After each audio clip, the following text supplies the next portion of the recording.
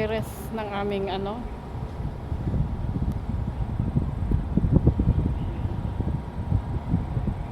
ng aming rest house dito sa Tagaytay.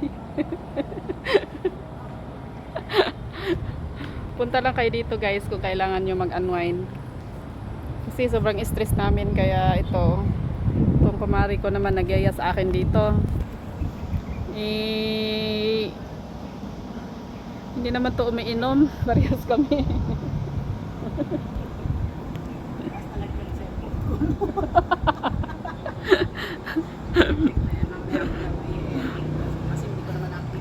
Mabuti. Mabuti nga may ano ka dyan. Ako hawak-hawak ko lang. Si Maylab nagtanong na kung umuwi na ba daw ako.